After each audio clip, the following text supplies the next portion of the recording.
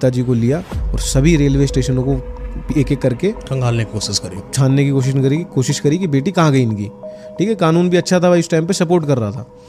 एक एक करके सभी रेलवे स्टेशन को छान मारा। फिर आया जब भैरवपुर रेलवे स्टेशन आया और जब वहाँ पुलिस और उस लड़की के राधिका के पिताजी वहाँ पहुँचे तो वहाँ पर उन्होंने लोगों से, वहाँ के लोकल पुलिस स्टेशन से एक बड़ी दर्दनाक खबर उन्होंने सुनी, क्योंकि जिस रात उनकी बेटी गायब हुई है उसी रात को भैरवपुर गांव में, भैरवपुर रेलवे स्टेशन पे एक बहुत ही दर्दनाक इंसिडेंट हुआ है। 3 लड़कों की बेरहमी से मौत हो गई है, कि मतलब इतनी बेरहमी से कि उनका शक्ल भी नहीं पहचान में आ रही।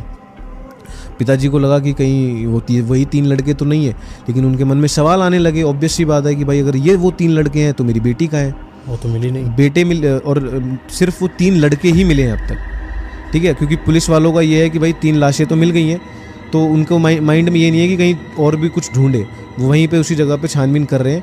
लेकिन जब उसके पिताजी अपने पुलिस वालों को लेकर के भैरवपुर पहुंचे तो उन्होंने बताया कि मेरी बेटी भी गायब है, तो उनको बेटी को भी ढूंढा गया। हाँ।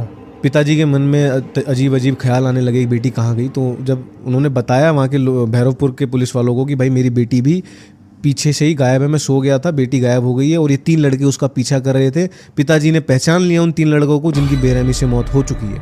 पुलिस ने शिनाख्त कराया?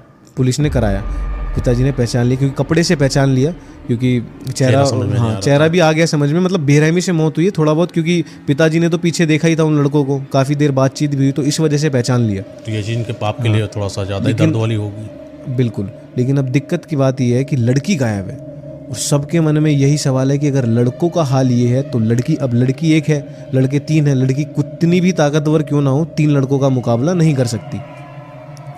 3 लड़के हैं, तो फिर अब लड़की को ढूंढा गया, पूरा रेलवे स्टेशन छाना गया।